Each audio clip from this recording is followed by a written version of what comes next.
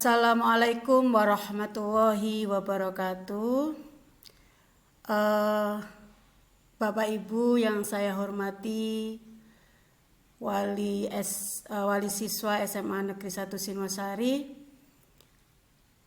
Perkenalkan, nama saya Wiwi Widati, guru BK SMA Negeri 1 Singosari, yang mana pada kesempatan kali ini saya ingin menyampaikan sosialisasi tentang prosedur atau tahapan-tahapan apa yang akan dilakukan dalam peminatan di SMA Negeri 1 Singosari. Bapak Ibu, sebelumnya saya mengucapkan banyak terima kasih karena Bapak Ibu sudah berkenan meluangkan waktunya untuk mengikuti atau menonton video saya kali ini dalam rangka memberikan sosialisasi kepada Bapak Ibu supaya Bapak Ibu paham tentang peminatan yang ada di SMA Negeri 1 Singosari. Bapak Ibu, saya juga mengucapkan selamat kepada Bapak Ibu karena putra-putri panjenengan sudah diterima di SMA Negeri 1 Singosari. Bapak Ibu perlu bersyukur karena Bapak Ibu putra-putri panjenengan semuanya sudah masuk kategori pemenang di sini, karena perlu Bapak Ibu ketahui bahwa yang berminat ke SMA Negeri 1 Singosari ini ada 1.200 sekian dan hanya diterima 385. Nah, itu yang perlu disyukuri, artinya putra-putri panjenengan sudah diberi kesempatan dengan melalui beberapa seleksi. Ada 3 tahapan seleksi kemarin untuk bisa masuk ke SMA Negeri 1 Singosari, mulai dari afirmasi, prestasi, maupun zonasi. Nah, itu yang harus Bapak Ibu ketahui semuanya. Dan untuk masuk ke jenjang berikutnya, sekarang Bapak Ibu masih punya masih punya tugas untuk mengawal dalam hal penempatan kelas, yaitu peminatan. Peminatan putra-putri panjenengan nanti apakah putra-putrinya akan masuk ke kelas IPA, IPS maupun bahasa. Dan ini harus melalui seleksi kembali Bapak Ibu. Karena tentunya mudah-mudahan nanti dalam proses peminatan putra-putri panjenengan ini semuanya sesuai dengan bakat dan minatnya terutama. Tidak hanya keinginan, tetapi bakat dan minat anak. Nah, perlu Bapak Ibu ketahui bahwa bakat minat anak itu berbeda-beda.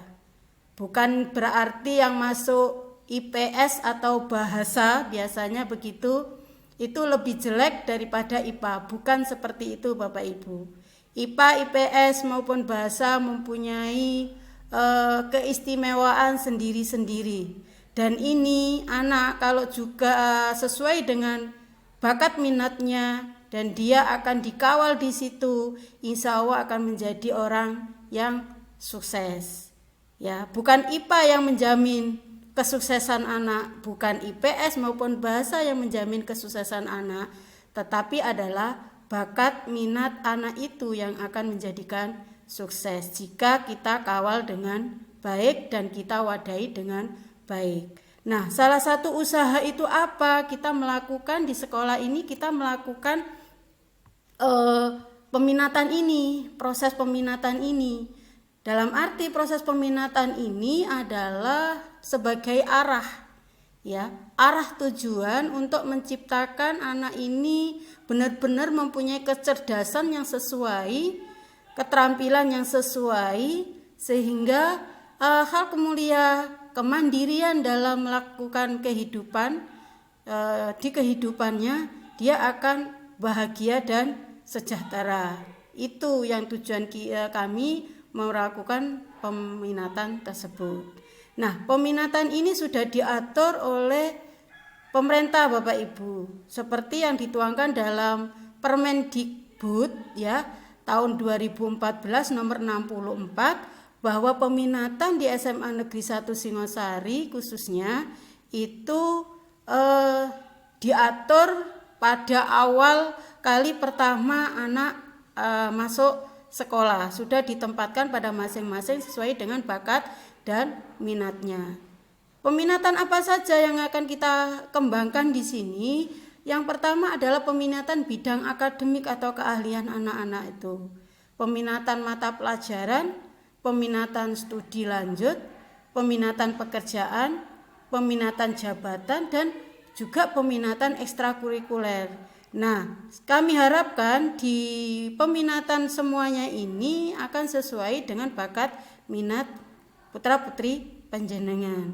Karena keinginan saja belum cukup Bapak Ibu untuk menempatkan dalam kelas. Jadi kita harus mengkombinasikan antara minat anak, bakat anak, kemampuan anak, itu harus kita kombinasikan bersama. Nah, itu adalah salah satu usaha kita sebagai tenaga pendidik di sini ingin sekali membantu mengarahkan putra-putri panjenengan sesuai dengan bakat dan minatnya tersebut.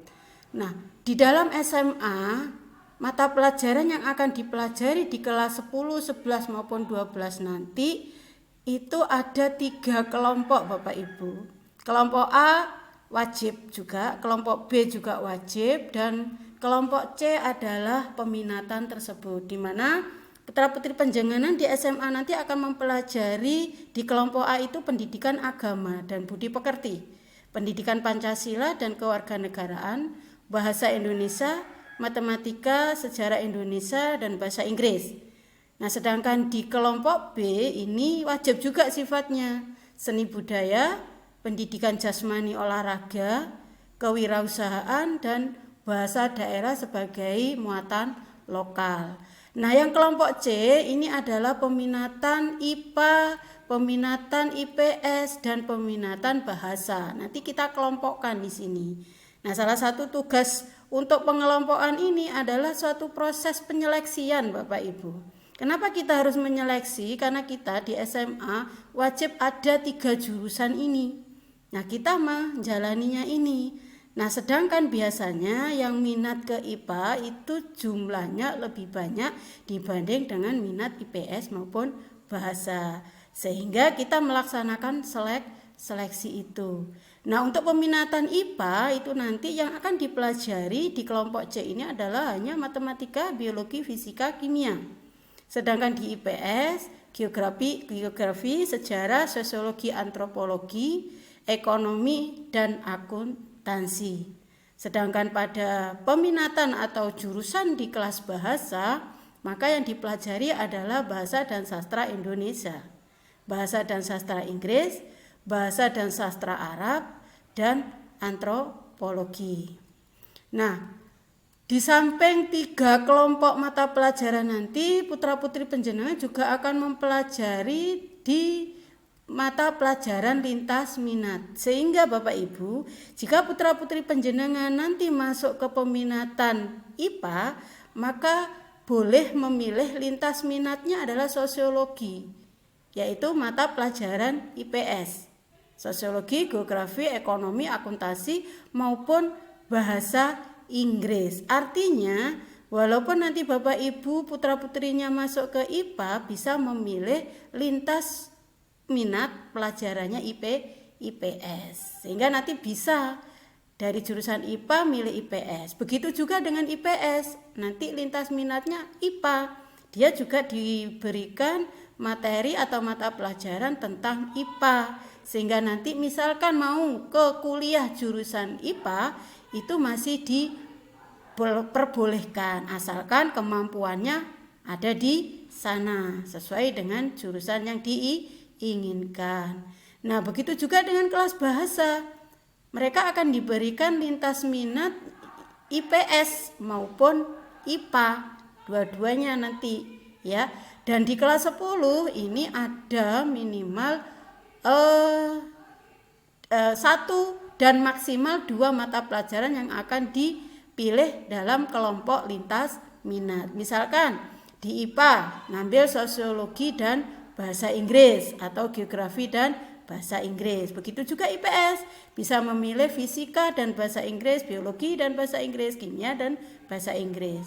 Bahasa juga seperti itu, bisa sosiologi fisika, bisa geografi kimia, bisa ekonomi biologi. Nah, ini akan diberikan sebuah pilihan di mata pelajaran lintas minat. Nah, Bapak Ibu, untuk bisa masuk ke penjurusan kami mempunyai 7 komponen yang harus dilalui oleh putra-putri panjenengan. Nah, kenapa kok kita membuat 7 komponen ini? Agar kita bisa benar-benar memberikan data yang konkret, ya. Jadi untuk bisa masuk ke seleksi IPA terutama, kenapa kok IPA? Karena biasanya anak IPA itu dipilih oleh banyak anak, sedangkan kita mempunyai batas kuota. Nah, sehingga dari 7 komponen ini maka kita akan menskor jumlah keseluruhan dan kita akan merentang, ya, memberikan rentangan, meranking begitu di ranking pertama sampai ranking sebanyak kuota kelas, ya tadi.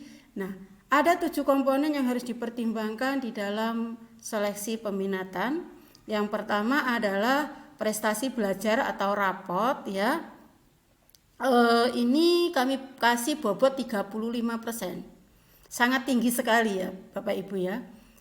Yang kedua rekomendasi BK SMP. Ini 2%. Kami bobot 2%. Kenapa kok rekomendasi BK ini kami pakai? Karena kami menganggap bahwa guru BK di SMP itu lebih paham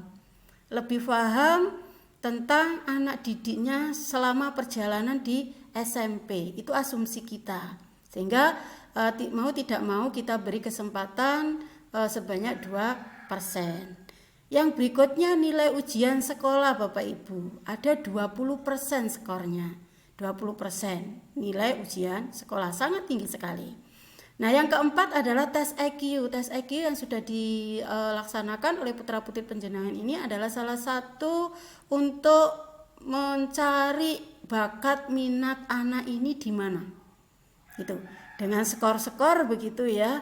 Nah, pertegas lagi dengan rekomendasi psikolog. Nah, di dalam tes IQ itu ada saran psikolognya Bapak Ibu yang menyarankan anak ini perlu ke IPA, ke IPS atau ke bahasa. Itu juga kita pertimbangkan 5% Bapak Ibu. Yang berikutnya tes akademik. Tes akademik kemarin sudah dilakukan, ada 75 soal yang terdiri dari soal IPA, IPA, matematika, bahasa Indonesia dan bahasa Inggris. Kita beri bobot 25%. Kalau memang anak-anak nanti benar-benar kemampuannya ada di IPA, insya Allah dari 6 komponen ini akan sudah tercermin anak ini bisa konsisten di IPA atau tidak, begitu ya. Nah, yang komponen yang terakhir adalah minat belajar siswa dan perhatian orang tua. Artinya pilihan anak, ya, pilihan keinginan anak dan keinginan orang tua kita juga wadahi di sini. Ini 3%, ya, begitu. Nah, untuk perhatian orang tua ini berupa angket orang tua dan monitoring. Angket orang tua, harapan angket orang tua sudah diisi oleh Bapak Ibu semuanya waktu awal registrasi, ya. Nah, itu adalah sebuah harapan yang nantinya mungkin sesuai dengan harapan orang tua penjurusannya di SMA ini, ya. Tapi Bapak Ibu perlu ketahui itu hanya bisa menyumbang 3% saja. Sedangkan yang 97% itu komponen-komponen yang lainnya.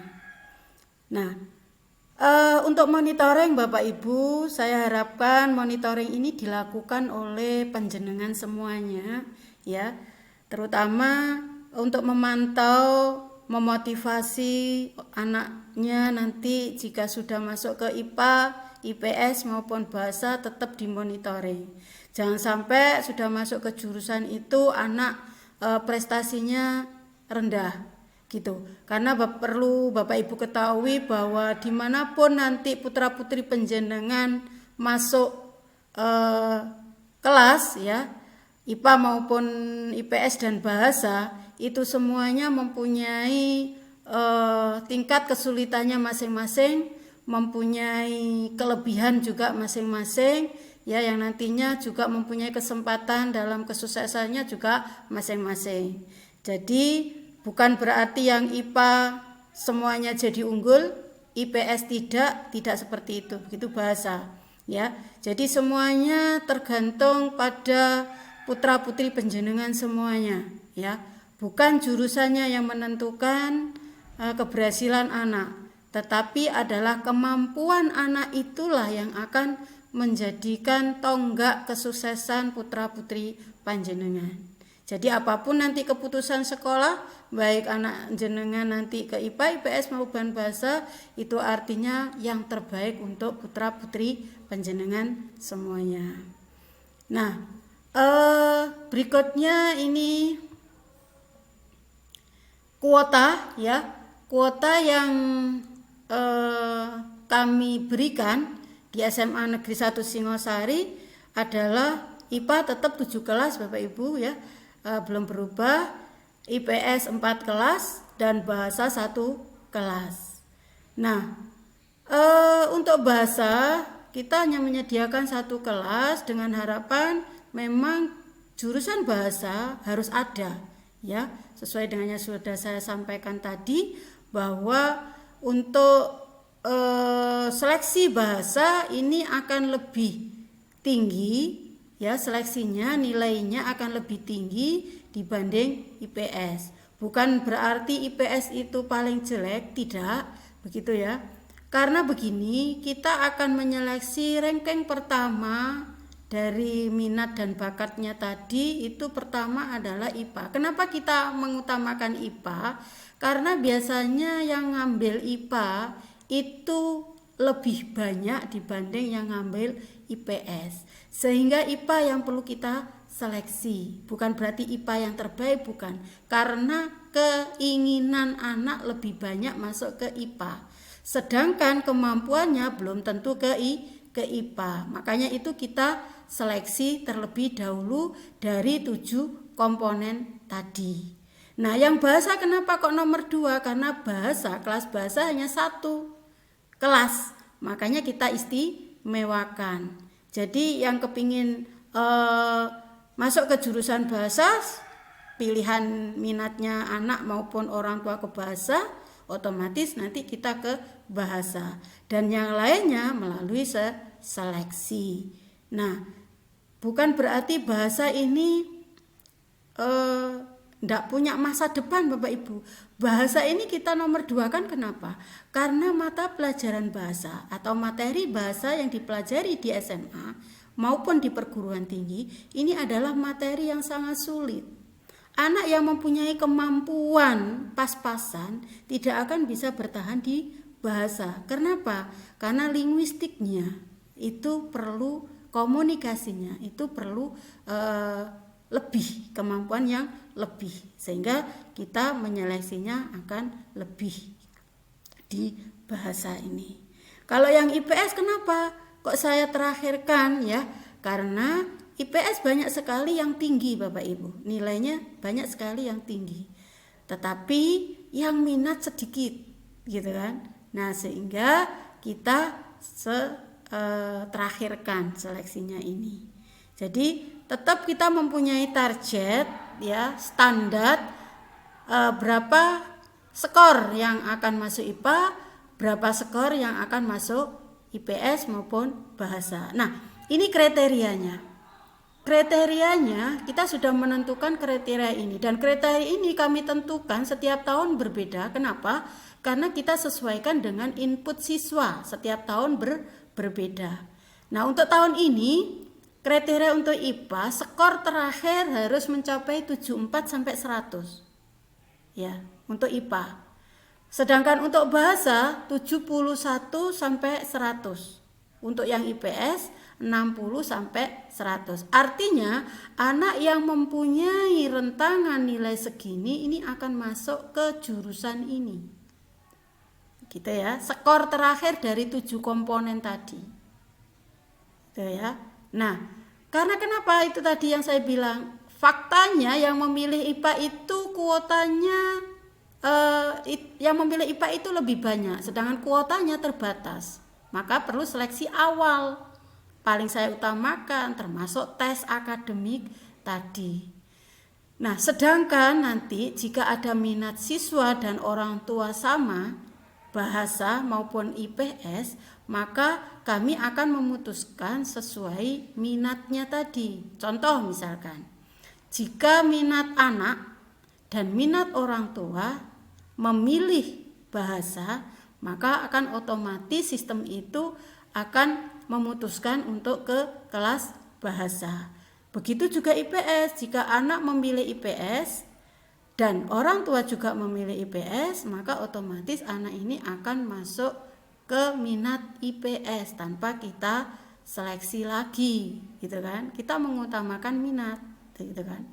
Tapi kalau yang minatnya tadi IPA, tunggu dulu, kita proses melalui 7 komponen tadi. Kenapa? Karena yang ingin IPA banyak, melebihi dari kuota. Gitu ya. Nah, jika minat siswa dan orang tua berbeda atau sama ke IPA, dilakukan seleksi sesuai komponen yang ada. Ini tadi ya. Nah, keputusan disesuaikan dengan kuota IPA sesuai dengan ranking skor nilai yang tertinggi tadi. Ini kriterianya. Ya, skor terakhir dari 7 komponen tadi, gitu ya. Nah, ini kami tidak bisa 7 komponen itu tidak bisa satu-satu terpisah. Belum tentu yang nilai skornya tes IQ tinggi tetapi yang lainnya rendah bisa masuk ke IPA, belum tentu. Begitu juga rapotnya bagus semuanya, tapi yang lainnya tidak mendukung, juga belum tentu bisa masuk ke IPA. Begitu. Jadi 7 komponen itu semuanya kita olah ya secara menyeluruh, gitu ya, secara menyeluruh, gitu. Nah, Bapak Ibu yang saya hormati, bahwa 7 komponen tadi ini kayak kita anggap adalah 100%. Memang kita 100% angkanya ini. Dan ingat Bapak Ibu bahwa rentangan persentase ini yang menentukan pembobotan masing-masing dari data ini. Ya. Jadi mohon maaf, kemarin juga tidak tahu sengaja atau tidak ya, data yang diisikan melalui Google Form ya, yang link di web itu nilai rapot banyak yang lebih tinggi dari sebenarnya. Nah, ini saya berprasangka baik saja, mungkin ada sebuah kesalahan dalam mengentry atau kesengajaan, wallahu alam ya. Mudah-mudahan itu hanya tidak sebuah ketidaksengajaan gitu. Dan mohon maaf Bapak Ibu, data yang sudah dimasukkan lewat link di web itu kami cek kembali supaya data itu benar-benar valid. Makanya kenapa mohon maaf Bapak Ibu, proses peminatan ini agak lebih lama sedikit karena kami agak lebih teliti begitu ya, supaya tidak menimbulkan kesalahan.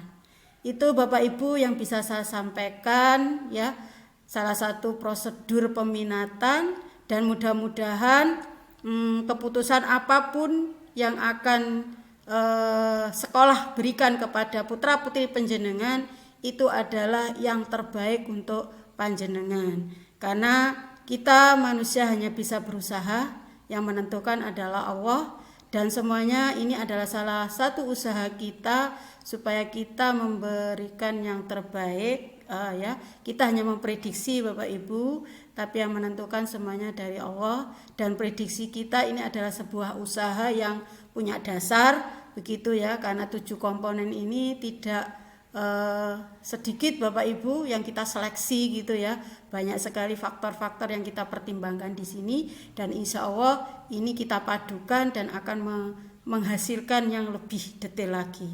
Dan mudah-mudahan nanti putra-putri penjenengan semuanya akan mendapatkan tempat peminatan yang sesuai ya, yang diinginkan dan yang sesuai dengan bakat minatnya serta kemampuannya. Terima kasih Bapak Ibu atas perhatiannya, dan mohon maaf kurang lebihnya apabila ada pelayanan kami yang kurang. Kami hanya manusia biasa, dan mudah-mudahan itu adalah datangnya dari kita sendiri, dan kalau ada kebaikan itu datangnya dari Allah Subhanahu wa Ta'ala. Selamat untuk beraktivitas, jaga kesehatan selalu, motivasi putra-putri jenengan bahwa jangan sampai mengecilkan hati putra-putri penjenengan semuanya. Apapun nanti yang diterima peminatannya oleh putra-putri penjenengan, besarkan hatinya. Terima kasih. Saya akhiri. Wassalamualaikum warahmatullahi wabarakatuh.